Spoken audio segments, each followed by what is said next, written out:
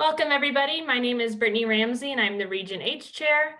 We oversee Ohio, Indiana, and Northern Kentucky, and we've got some guests here from outside of our region, which is really exciting. And today we are talking about supporting chapter membership programs. This is probably the biggest topic that's happening nationwide in our fraternity right now, just because of the membership decline that we've seen over the last couple of years and everything that's happening with campus closures and virtual operations. Due to the COVID-19 situation that's happening. So this is one of our new workshops that is debuting in our advisor training program. So if you complete this today, we are starting a list, and this is actually one of the gold level workshops. So that's kind of exciting as well if you are going to be following that track to start completing some of the advisor training courses. I am including a national membership program update. I have a couple notes from President Koop that just went out a couple days ago to region chairs and section chairs. So I'm sure if you're a current volunteer or chapter advisor, you'll be hearing more from your local leaders about this. And I also have included some more recent updates from our national program chair, Brandon Fairchild. So we'll go over those to get an idea of what's happening nationally right now, what are the current issues that are arising in our fraternity, and then kind of refocus that conversation on how we can best support our students based on what's going on across the country. So this is an update I shared earlier this morning in our opening ceremony. This is the message that came out from President Koop. Our national pledge members across the country are down 65% from last year. And that is a very scary number to a lot of us, and I'll kind of break it down as we go throughout this workshop to understand what does that mean. If you look at the next point, it says that 230 of our chapters across the country have not reported a single pledge for fall 2020. Now, this can mean a couple of things, and I'm sure section chairs are pretty used to this fact. And that could mean that chapters just haven't gone into Officer Portal yet and uploaded their pledge class numbers. So that's one factor. And then two, a lot of our chapter membership programs that we've seen in our region, and I'm sure in surrounding regions, have had a later start to their membership programs than usual. So I've seen a lot of chapters hosting longer recruitment processes or starting them later instead of just a week or two in August. A lot of recruitment went well into September. There was a lot of chapters that were still recruiting in October, which was wonderful to see, but it also meant that chapters were starting their pledge education and pledge programs as a whole later in the semester. So it makes sense why some chapters haven't uploaded a certain pledge class roster yet. Our national membership program chair, Brandon Fairchild, is going to be creating a new form to help address this issue and help us plan for the next semester. This form is going to be coming out within the next week or two, and I think it's going to be due December 21st. This is especially important for chapter advisors that are already serving. If you're interested in becoming a chapter advisor one day, this is something to know that I'm sure not only next spring semester, but in future semesters, there will probably be a similar form that we will have chapters fill out, and it's called a recruitment plan. So it's going to ask the chapters to list out in details what their chapter plans are for recruitment for the next semester. This will hopefully catch any red flags, like if a chapter is thinking about not doing recruitment or they don't think they have the tools or resources. And hopefully that is a great resource for our advisors, section staff, region staff, and national office staff to kind of see those red flags coming early enough, hopefully, so that we can help address those before we get into the next semester. If you are serving already, if you're on a roster with a chapter as an advisor or section chairs, obviously, you'll be seeing a lot more about this over email for the next couple of weeks, and I think it'll be on the national social media pages as well. So just stay tuned from that. And then here's some more updates from Brandon, the National Membership Program Chair. These are a couple tips that he has to take this information and use it as volunteers to best support and help our chapters. First, you want to make sure that we are all encouraging our students to continue to do recruitment. It's the only way that our chapters are going to continue to grow and survive through a membership decline, especially with everything that's happening with the national pandemic.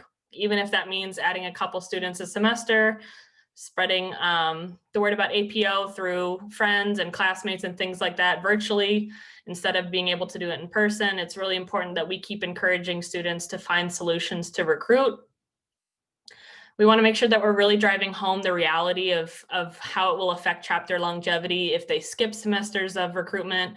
We're definitely already seeing that as a national organization by how far down we are in membership this year. And if you've been volunteering for a while, you know that the typical lifespan of an active is about 2 years, which sounds incredibly short when you're not actually in school and you're not an active. The time goes by very fast. That's only 4 semesters. And so when you're a volunteer or an advisor, or section chair, even working with these chapters, it goes by very fast. You have very little time to make integral change happen at a fast pace. So we really have to drive it home for the students to understand that they need to focus more on a 2 to 4 year plan and help affect their chapter longevity versus having that mindset of let's just skip 1 semester here, we'll take a break from recruiting here. That will add up very quickly if we go 2 or 3 semesters without recruiting. Next, you want to make sure that our actives are seeing how APO can be that safe space for the incoming freshmen, especially, and the rest of the students on campus, even transfer students.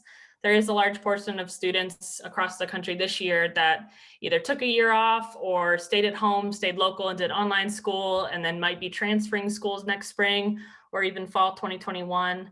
And we want to make sure that we're mentoring our chapters and our older actives to understand that our chapters on campuses across the country can be that safe space for all of these students. They're an extremely vulnerable group of students, and I think a lot of us have said that APO was built for times like these, and it can end up being that safe space that we know our students need. And then lastly, as an advisor or a local volunteer, you can help disseminate ideas with the chapters to help facilitate discussions, to help facilitate maybe a town hall, even over Zoom, and facilitate that idea sharing program for the chapter. Without having conferences in person and without being able to have a lot of in-person events, the discussions are really, really limited. And I'm sure you've seen that on Zoom calls if you've attended chapter meetings, if you've sat in webinars like today. It's really hard to inspire conversation and group discussions and idea sharing.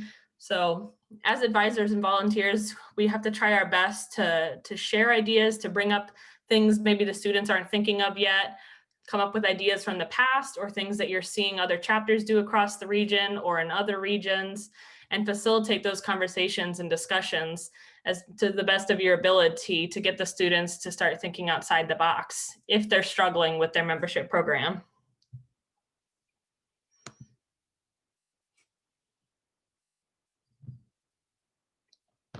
Okay, and next, this is a few more updates just from Brandon.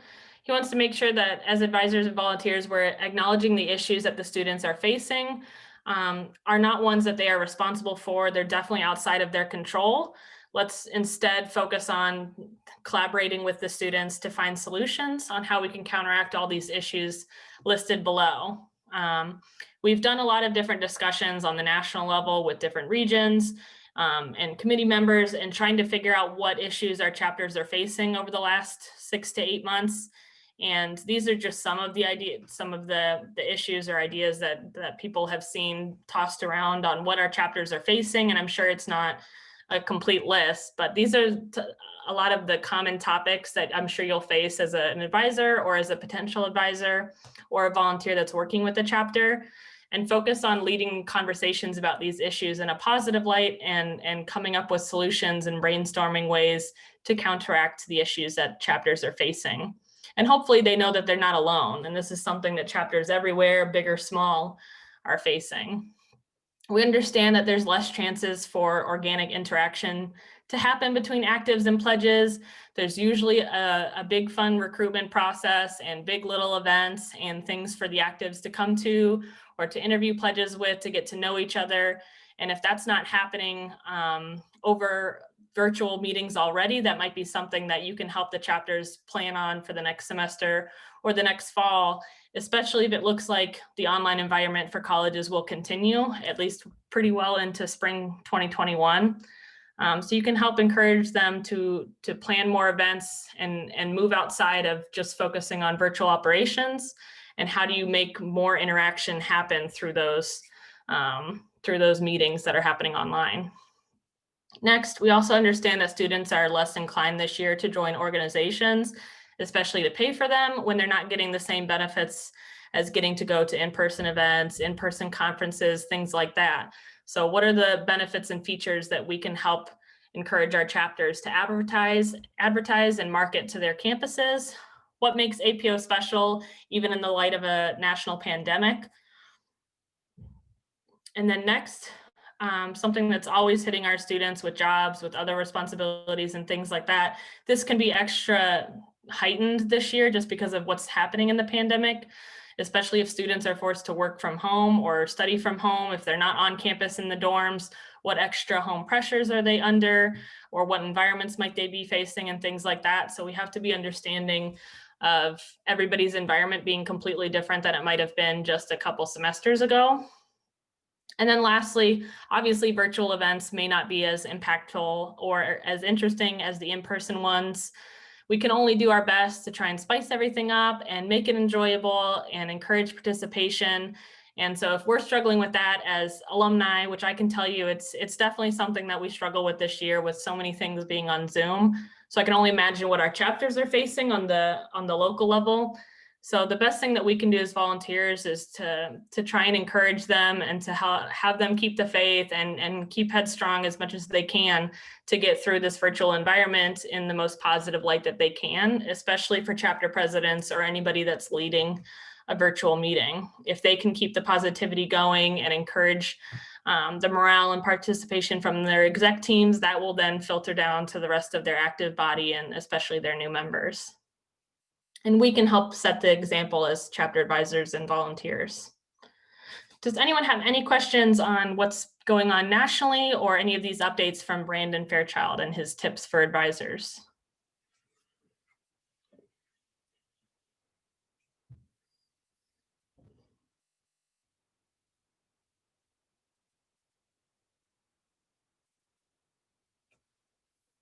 Okay. Okay, next, we're going to dive into understanding what a chapter's membership program looks like. By a show of hands, you can either do it in the chat or you can turn on your video. How many of you have ever served as an active as the membership VP or somebody in the membership committee? How many of you have that background experience? A couple of you. Okay, awesome. So most of you have not. So this is something that's probably going to be a little bit new for you unless you've been working with chapters for a few years. This is really the role with the membership programs that our advisors face. These are things that we encourage chapter advisors to get involved with as far as the membership programs go.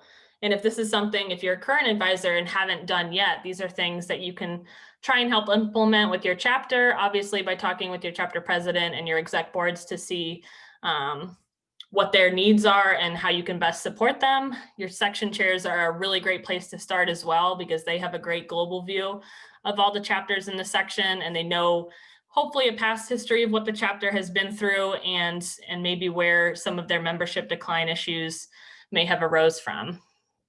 So first and foremost, advisors can serve as a mentor and a guide for the chapter membership committee.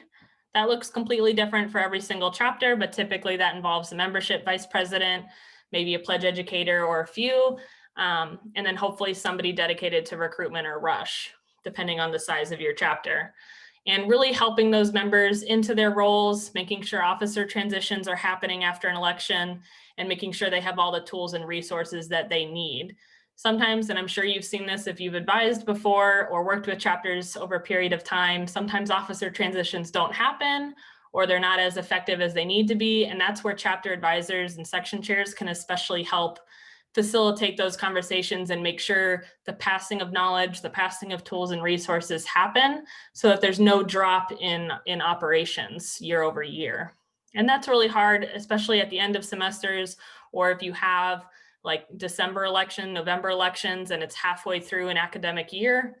And advisors and section chairs especially, it helps provide that stability that I know a lot of chapters need, and that's why we need advisors, so that we have somebody on the ground that's helping these students make sure that nothing is lost.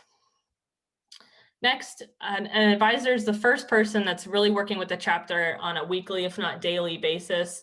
and they're the best volunteers that we could have to motivate the chapters and the exec committees. It is more difficult the higher level you get in volunteering to affect a chapter on the ground, especially when it comes to things like motivating or helping improve chapter morale. So if you're a chapter advisor or interested in becoming one, that is the biggest piece I think that you could help, especially speaking as a region chair and a past section chair. If I had an advisor who could help motivate the chapter or get them excited about the fraternity, get them really positive about things, especially like resources or conferences or fraternity programming, that was always the biggest help that I could ever ask for from our chapter advisors in the section that I led.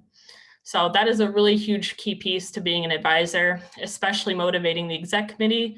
If the advisors are putting the best foot forward and serving as that great example, the exec committee is going to follow suit for sure.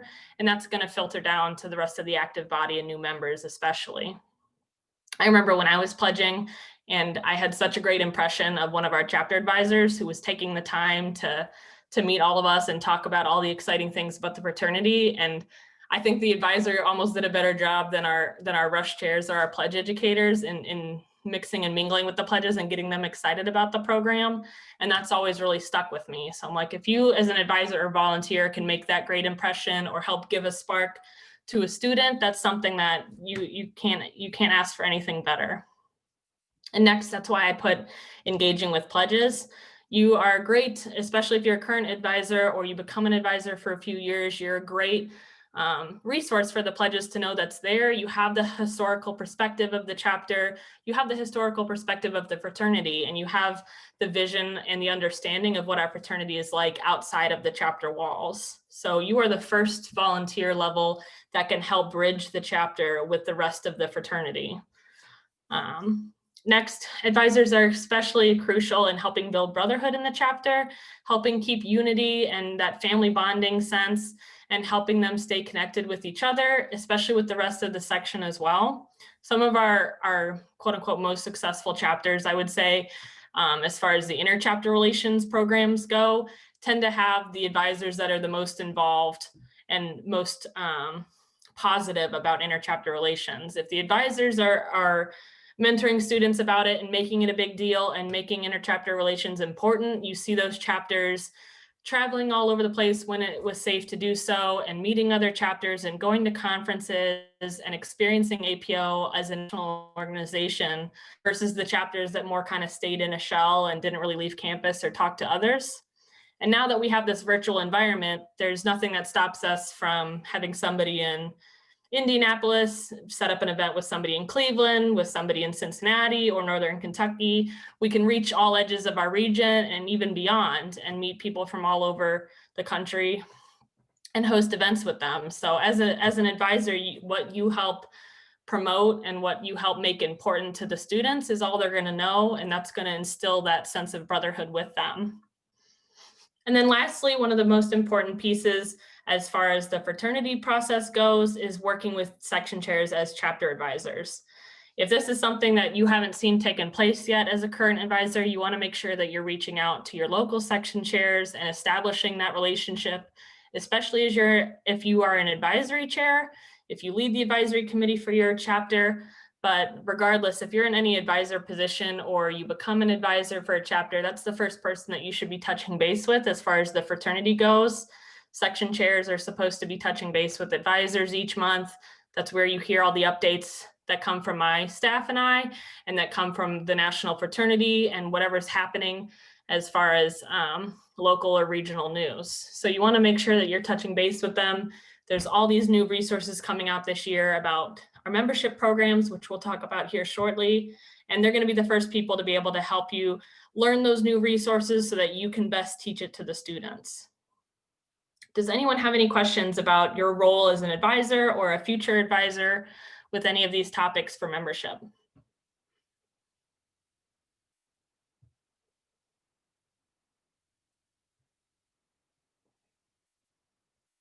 Okay.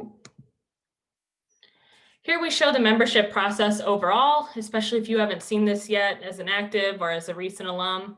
This is typically what it looks like for all of our chapters in the fraternity.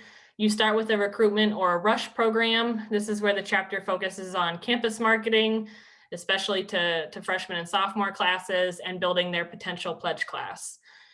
We have promoted over the past couple of years moving away from recruitment weeks. So if that's something you haven't heard yet, that's something as an advisor you can take back to the chapter and have them refocus on when it comes to their recruitment programs.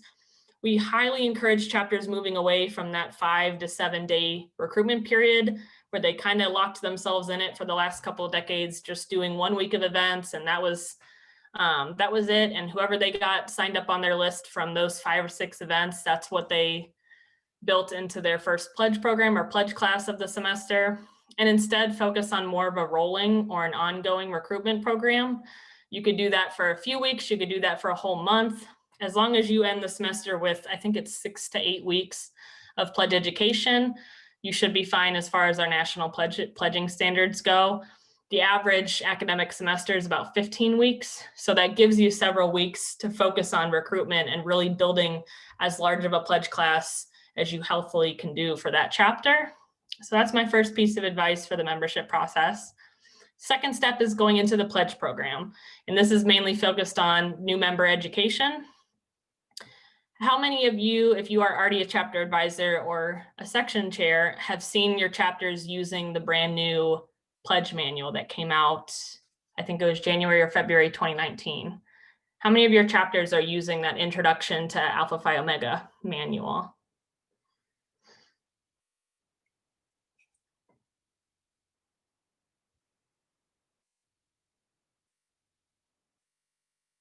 I'm seeing just a couple. So that was something that came out right after the last national convention. It is a wonderful new resource that the National Membership Committee has built, and they revamped the old pledge manual, and it includes more of a pledge education program now. It's not just learning the history of our fraternity or who our national board members are, anything like that. It includes a huge lesson plan for each of the facets of our fraternity. So it goes through leadership, friendship, service. It goes through the membership process. It talks about conferences. It talks about what your structure in APO is, the advisors, the section staff, the region level, national level, and all the different support systems that we have in place. So it gives pledges or new members a much wider understanding of the fraternity instead of just a history lesson. So if you haven't seen that yet, or your chapters aren't utilizing that yet, that's something to reach out to your section chairs as soon as possible and start utilizing. We have that on the virtual resources tab for the region website, so you can check it out there. But that's the pledge manual, and that's mainly what the second step of our membership process revolves around. It's that manual. If students take the on-demand course or your chapter's leading live pledge meetings, that's the book that they should be going by, if that makes sense. So the third step is initiation. This is where the chapter is welcoming in all those new brothers into the chapter.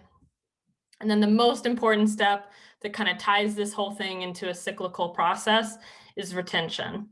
So that's continuing to make sure that we're engaging the active members, the associates, and all of those new members that we just welcomed in. I think regardless of when we all pledged, I think you can remember that moment of the high of pledging and being so excited to join APO, and then you become an initiated member and it's so exciting. And then there's kind of that drop off. You become an active member and unless you run for something or you get in a leadership role, sometimes you just kind of get dropped off and you're just in the sea of active members, and the chapter stops focusing on you. And they move to the next pledge class, and that's what they're focused on now. And it's just this endless cycle of let's just keep recruiting new people, but we don't worry about the ones that we need to retain and engage and build up our active body. And that's really why we encourage chapters to have that membership VP. You don't just need pledge trainers or a recruitment chair or anything like that. You need somebody as a vice president to be overseeing that whole entire program, who's focusing on all 4 of these steps, whether it's delegated out to chairs or a whole committee or anything like that. But you have that position that's overseeing the entire process for the chapter to keep it thriving. Because regardless of how much LFS we do or how much if we don't continue the membership. Does anyone have any questions on this?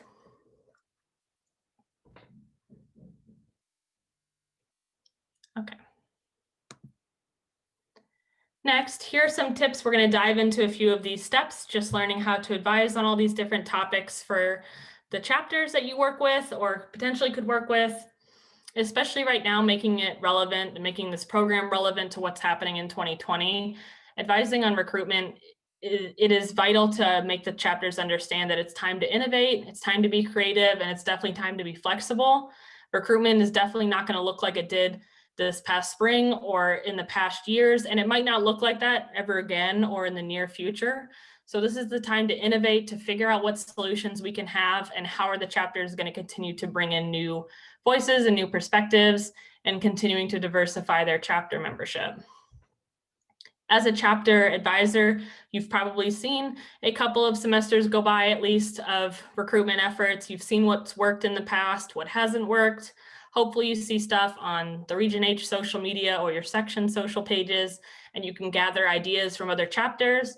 And as an advisor, that's a really great way to come back to the chapter exec team or the membership committee and give them some ideas, see what you're seeing from an outside perspective, and help bring that idea sharing back to the table. The biggest tip an advisor can give on recruitment or really any program in the chapter is planning ahead.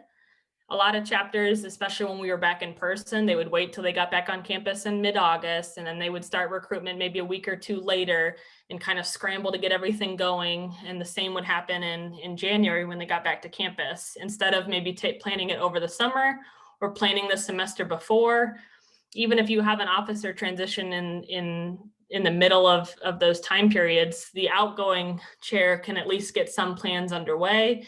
Maybe get rooms booked, get tabling hours booked, or whatever you need to do if that's possible, and hand off that to the next chair so that they can kind of take it and run with it. So as an advisor and as that kind of stable force in the chapter, if you can help work with the membership committee on planning ahead, that would be super helpful, especially with what's going on right now, with everything being virtual for the most part. And then lastly, help the chapters plan rolling recruitment. So rolling is just another word for ongoing, and you're going to hear it a bunch from the National Membership Committee over the next year or two. And it's really helping our chapters elongate their recruitment period, like I talked about a little bit ago. This is even more feasible as far as the accessibility that we've built into the membership program. So we have that on-demand pledge education program I briefly mentioned. That means new pledges can go take the online course for pledge education anytime. They can pause it, start it, and then as soon as they're finished, they can send in a certificate of completion. That means that you could probably have a couple pledge classes a semester. You could bring people in at the beginning of September, then maybe do another class right at the beginning of October, and still get both of those classes through initiation by the end of the semester. And that helps the chapter kind of bring in a couple classes even within the same span of a few months.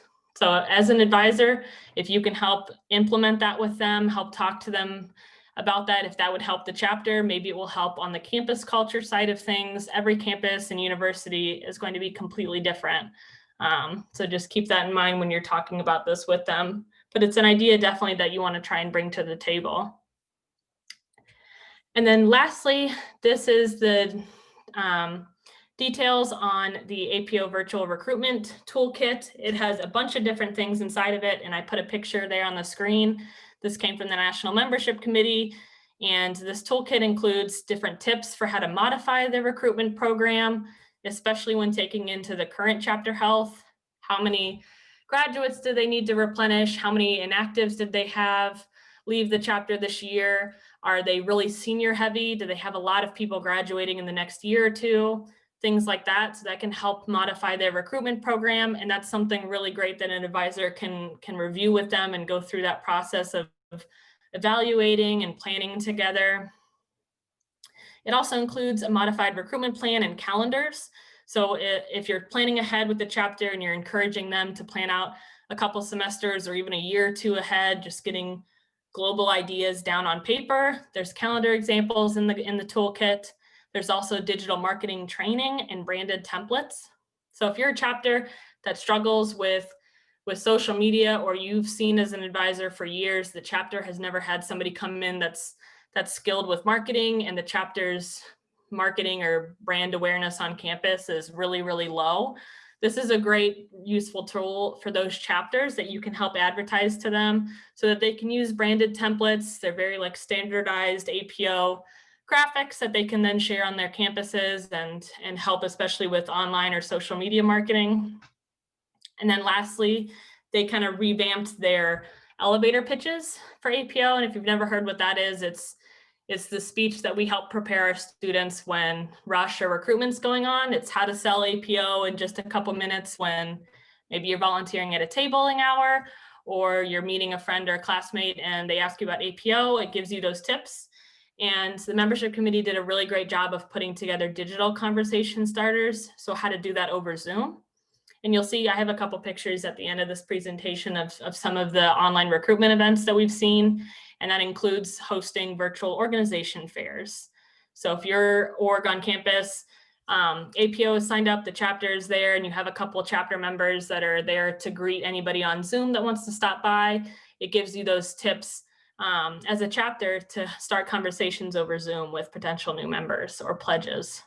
So these are all things included in that toolkit.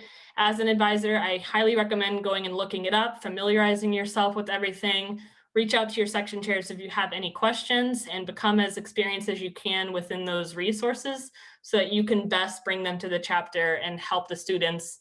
And it's probably something that you'll have to reiterate semester after semester, especially depending on how often they elect new officers. Does anyone have any questions on recruitment?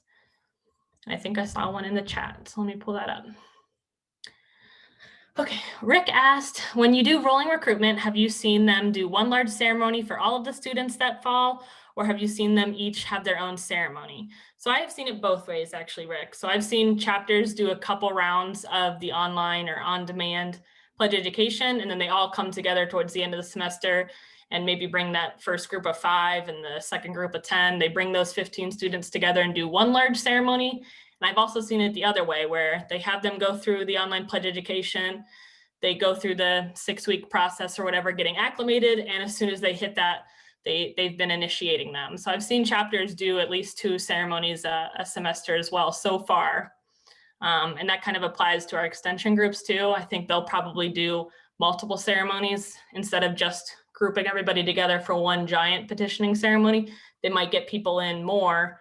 And that's more so to do with the extension process and trying to hit that 25 minimum member mark.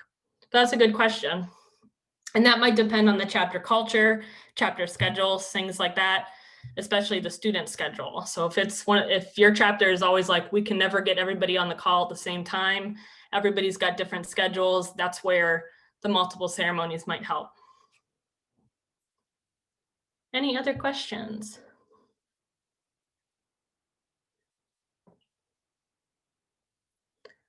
Okay. Here are some of those photos. So we've seen a couple of our chapters like Zeta Kappa and Alpha Epsilon Beta. They got to do in-person recruitment. So they still got to do their tabling that they normally did. They were just limited with the number of members that could be at the table. They had to wear masks and obviously socially distant. But they could still have that kind of on-campus marketing happening. And then if you see in the bottom left, that's our Rho Theta chapter, and they did virtual organization fairs this fall.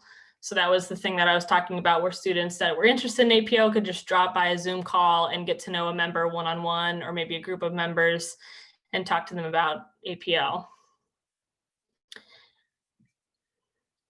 I also loved this image in the bottom right that says I Epsilon chapter, and they painted a rock on campus, which I thought was a really great passive way to market themselves on campus. And that's a great idea to share as an advisor. If any of your chapters are at universities with something like that, that's permitted. And then the rest are just some ceremonies and more table displays and a big little reveal.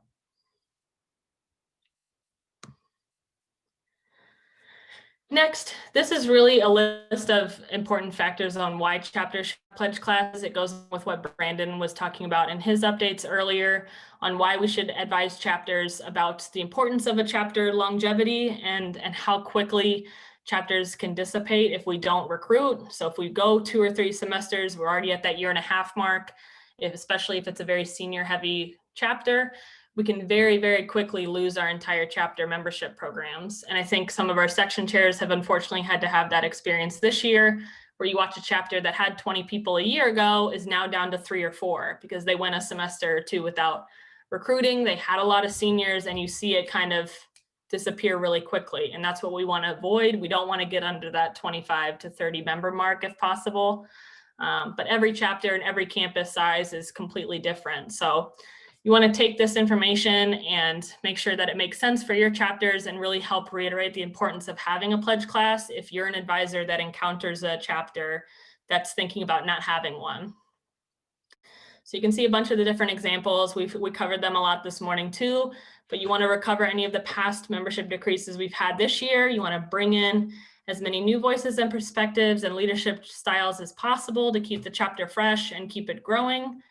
We don't want to leave our chapters with a lack of history or experience. That also happens when we have our whole advisory team leave. And I've only seen that happen once, but we in a section had 2 or 3 advisors of a team for one chapter, all got different jobs and had to move to different cities in the same 2-year span. And that definitely left the chapter with a huge lack of history and understanding of the chapter's past. So it took the new advisors a little bit of time to kind of gather all that information up and get acclimated and that kind of thing. And so the same thing happens with not bringing in new members to a chapter. If we're not continuing to share that information and knowledge with the advisory teams and work together as advisors and section staff members to make sure that that lack of that history and that knowledge never becomes a detriment to the chapters. Next, it's important to help the chapter maintain their culture, their traditions. That's something advisors are really helpful with too. If a chapter doesn't do it for a couple of semesters, a tradition can definitely dissipate if the chapter members aren't talking about it anymore. It offers that safe space on campus for potential new members, like I mentioned. It also offers our older actives the opportunity to mentor a new group of pledges or to have a big little. And then lastly, we have to help the chapters plan for the longevity and the health of their chapters going forward. And Sean makes a good point too, that traditions change and morph over time as well. And as an advisor, you'll see that for years. It could be something they used to do 30 years ago, and now they still do it, but it's a little bit different, or maybe they stopped doing it for a period of time, and an advisor or a student who maybe had an older sibling in the chapter helped bring something back. But yeah, definitely you'll see traditions come and go and definitely morph over time. It's also really helpful because I remember chapters having like trophies or plaques or things like that, and they'll forget that they have a gym locker on campus because one president didn't tell the next one. And then the advisor remembers that the chapter has a locker somewhere on campus that has all of their belongings in it. So sometimes it really helps that the advisors know stuff that the officers might forget in their transitions to mention.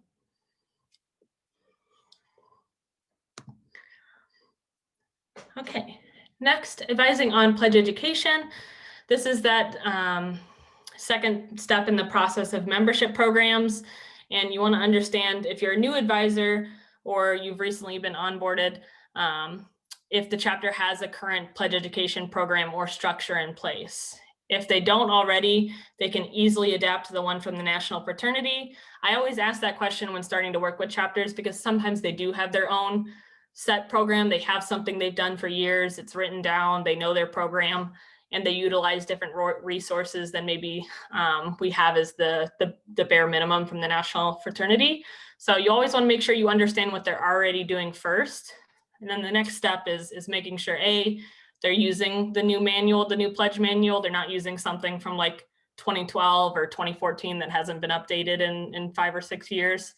And then B, you want to make sure they know what the virtual options are if they need them. If they get to keep meeting in person, which I know 2 of our 30-ish chapters and groups are, if they are still able to meet in person and this doesn't apply to them, that's great. This is at least a safety or a backup in case anything has to go virtual with those universities. So the 2 options are leading the live virtual pledge meetings. So just like they probably are doing chapter meetings over Zoom, you can do separate pledge meetings, and the pledge educators or membership VPs can take them through different online lessons about our fraternity. We created PowerPoint templates with Google PowerPoints, and those are all on the Region H website, and they marry perfectly with the pledge manual. So if you send your pledges the copy of the pledge manual and they go through those PowerPoints, they can read along, follow along, and it marries perfectly with each of the different modules in the pledge manual. The other option, which is a little bit of the easier option, it's an independent program. The students can watch on demand, just like any of these courses that we record for region programming.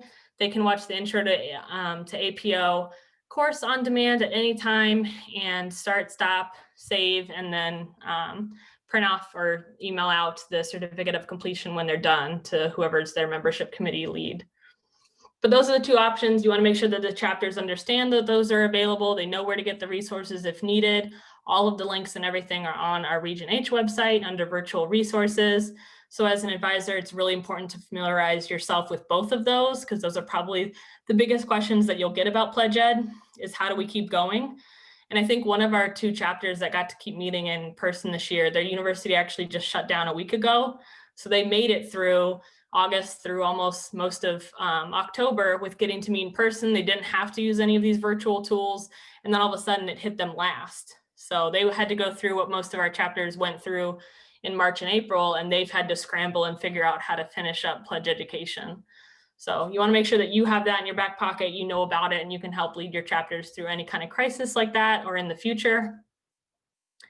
If your pledge educators didn't have a great transition or aren't sure about their position or how to lead pledge education virtually, they created a training series. There's videos available on the national website. You can use them on the APO app too. There's a video library button, and you can direct the pledge educators in your chapter to go check these out. And then lastly, if your chapters don't already know this or you weren't aware, there are virtual ceremony supplements. These are all saved on OP. If you look on the left-hand side, the module listed as library, you can look under virtual ceremonies. There's copies of virtual PowerPoints that you can use. And then also all of the speaking parts are digital. Does anyone have any questions on Pledge Ed or advising on Pledge education?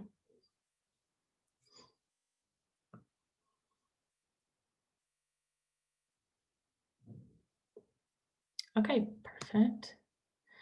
And then last but not least, how to advise on retention. And this is probably the hardest thing to talk about because retention is kind of this idea. It's not something that has to be completed on paper. There's not a program to hand off to your students. There's not a PowerPoint to watch. It's more of an idea or a concept for APO. And that's why it's so important, but it's also so hard to discuss with students. One of the first things that I recommend if we're going to start talking about retention with chapters as volunteers is to understand what their retention rate is. And by any means, I am not a mathematician, and that is not definitely not my forte. But if you can understand what the retention rate of the chapter is, how many pledges were there last year compared to this year, and how many initiates did they have over last year, making sure that that's how they're evaluating their chapter membership. I've seen in the last 10 years, a lot of chapters and volunteers get stuck on the higher number of a pledge class or how many people are showing up to recruitment events. They're like, oh, we have a pledge class of 50. That's awesome. But if your chapter is 100 members and 90 of them are graduating in May, a pledge class of 50 doesn't help replenish that. You'll actually be negative. You'll be down for the year in your membership. So you want to make sure that they're looking at it first and foremost as a whole year, and they're not just looking at it semester by semester. And they're focusing on all of the members that they either graduate, lose by going inactive, the ones that switch over to associate first semester, and then how many graduate both semesters of the year, December and May. Then they can help set really healthy goals for how many they need to recruit. So that's always the first step that I suggest advisors and section chairs look at, instead of just having everybody shoot for a pledge class of 20 or a pledge class of 50 or a pledge class of 100. Every single chapter, every single university is totally different when we're talking about their membership. And you really have to understand what the retention rate should be to make them survive and have a happy and healthy chapter going forward. And Sean mentions that he keeps mentioning to his actives that the metrics drive behavior. And that's very, very true. So if your chapter isn't focusing on something like this yet, doesn't ever talk about retention, it's not on their radar, this is something where it's definitely okay for the advisor to step in and share these ideas, maybe call in a section chair and have a conversation and help them refocus on a long-term membership program and not just how many pledges do we need to get in the next 2 weeks. Next, the other piece of retention is focusing on engagement and how to keep the rest of the actives and associates engaged and participating and keeping morale up, while you're also at the same time having recruitment probably ongoing for several months of the semester. So you want to make sure that the membership VP is focusing on that with their committee, that the president's aware of it, and that the exec board as a whole with their LFS programs or anything else that they have on the chapter level are focusing on how to get people engaged, get them participating, and keeping the active membership body where it is. We won't be successful with recruitment if we recruit a bunch of people and we keep those new recruits, but we lose all of the active members that we had due to low engagement or low morale. So that's something that an advisor can also be super vital in helping monitor. And then lastly, this is probably going to be the biggest question you get from students, but it's going to be the why. Why do we have to focus on retention? Why is it important? Why is it important? And I think we as advisors, as volunteers, as alumni, we need to understand why retention is important to the fraternity. And after my whole entire spiel on all the different facets of retention, can somebody answer the question, why is it important for advisors to be focused on retention?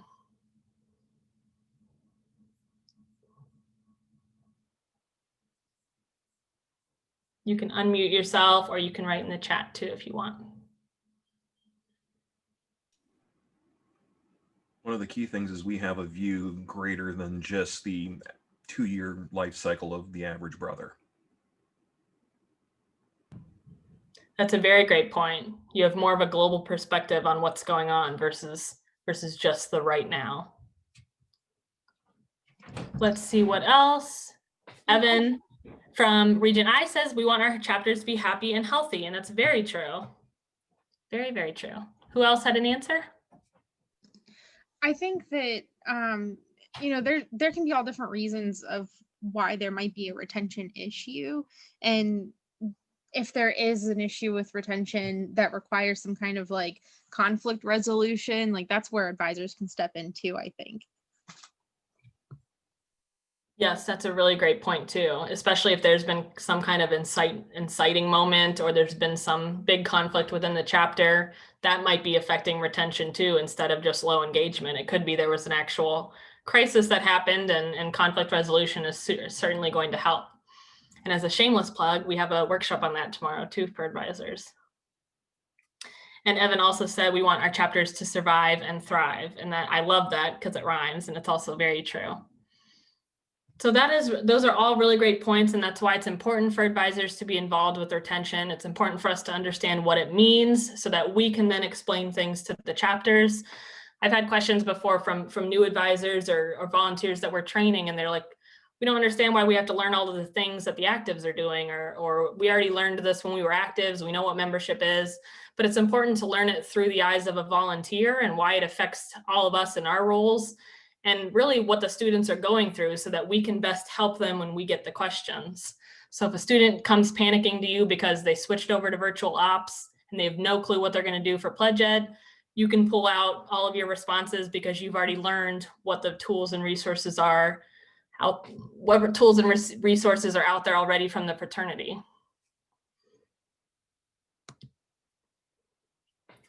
These are a few of those resources. We've talked about just a couple of them, but I wanted to reiterate. Let's see. The chapter continuity guide. It helps chapters figure out how they're going to continue operations, even in the face of a crisis or a national pandemic. There's different chapter officer guides.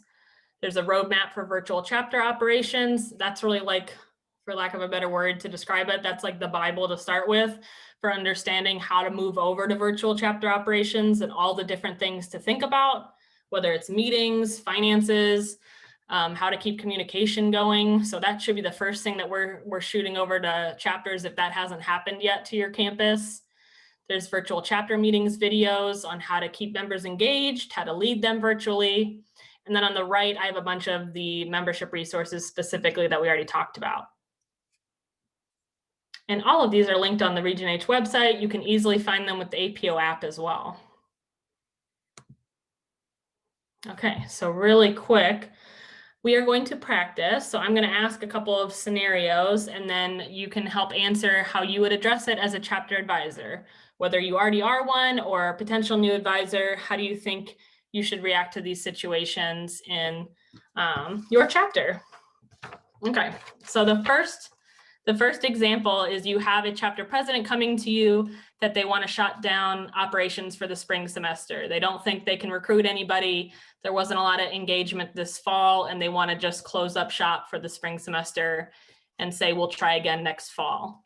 What would your response, or how would you formulate a solution for that chapter president? And I'll give you a couple seconds to think about it, and then whoever wants to go, you can unmute yourself. I'd start with asking the first question of, why do you feel this way? What occurred that made you feel that it was not successful, or that needs to be in it, or why, driving you to this point? What could you do differently that could increase engagement?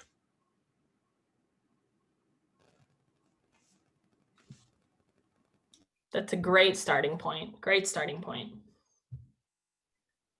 Operationally, I might have them do like a SWOT analysis. So essentially, if they identify that there aren't any strengths, I think that can help them to realize, like, oh, here's something that we did do well this semester that we want to make sure we do into the next semester. And then for the threats that are identified, to say like, okay, let's strategize and come up with what are specific positions or members of our chapter that can help us to overcome these threats, so we're able to continue into the spring. Because I think sometimes, right, there's this like doomsday sort of mentality, but writing it down and looking at a piece of paper might help them to visualize, like, okay, it's not all bad. Like, what can we do to reframe to best move forward? Definitely. I love that. And I love the phrase reframe. Like, how can we refocus and kind of focus on the strengths and maybe the positive side of things, and then build on those. But I think giving them that foundation of positivity is definitely going to help.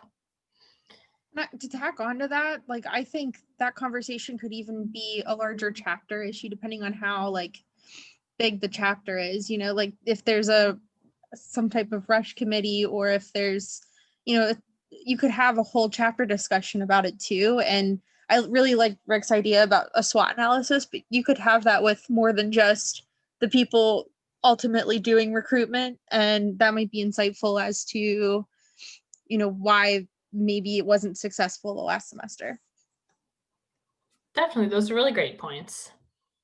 And then Zach added in the chat that he'd strongly encourage them to continue and ask why they feel it isn't working. So yeah, giving them that encouragement, trying to get them to keep chugging along, but then also trying to understand, like Sean said in the beginning, why do they feel it's not working, or why do they feel taking a semester off is the best option for them.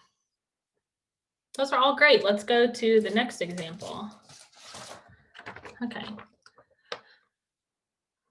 Let's see. So the next example is you have a chapter that is graduating over 3/4 of their chapter membership in the coming semester. So that would be May 2021. They are planning on a recruitment, but same as usual, just a simple week of recruitment in the spring, and hoping to be able to regain all of those graduates. How would you suggest, or what suggestions would you make to that chapter membership program if they know that they're going to be losing 3/4 of their members to graduation?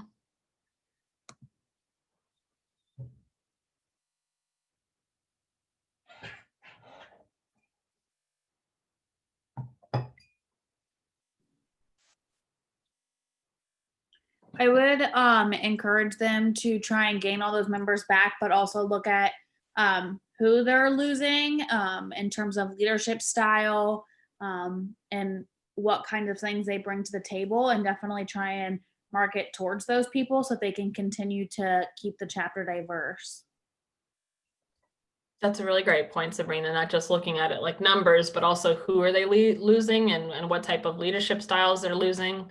Those are really great points. Stephanie says she would encourage them to have multiple recruitment weeks in order to have more opportunities to gain the majority of the members back. That's a really great starting point, especially making them focus on having longer than that 1 week they typically do. If that's what they've always done and it's nothing different, I think this is definitely the time in the face of the national pandemic and everything that's happening. They definitely want to focus on trying something new and being innovative.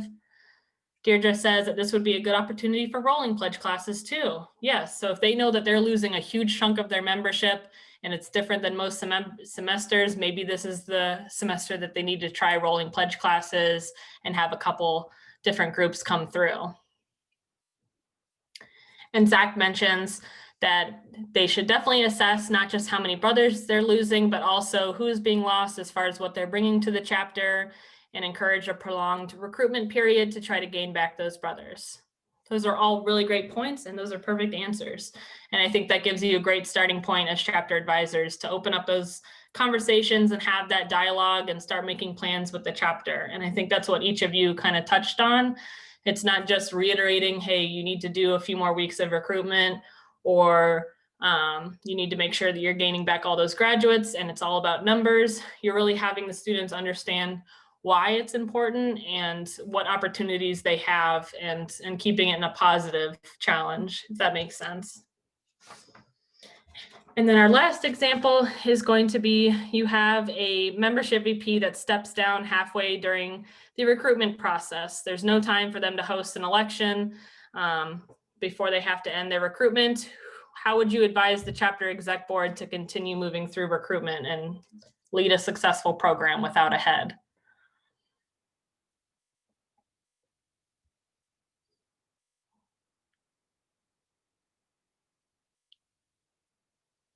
Can you repeat We that, actually, please? oops, sorry.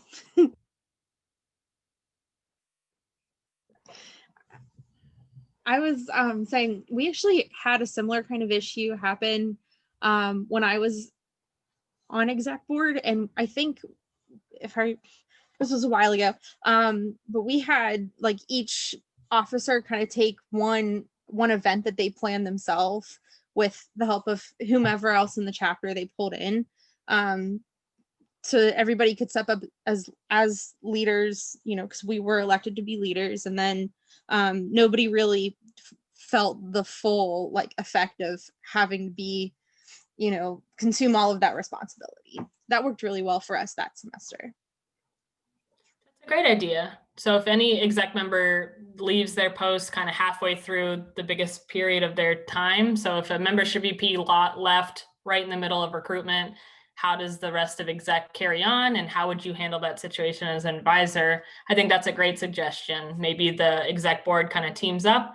They each share a little bit of the responsibilities, if it's taking turns hosting the events, or they finish wrapping up the info meeting PowerPoint together, or what have you. I think that's a great first step, just kind of sharing the load.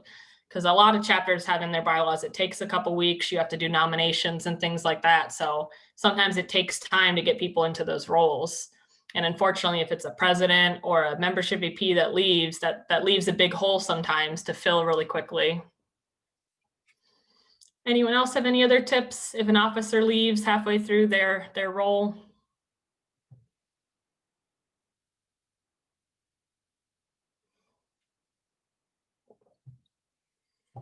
Zach says that he'd encourage them to stay the course as much as possible with the plans they already had set up, and divvy up the tasks as well as planning new tasks between the committee members or their exec team.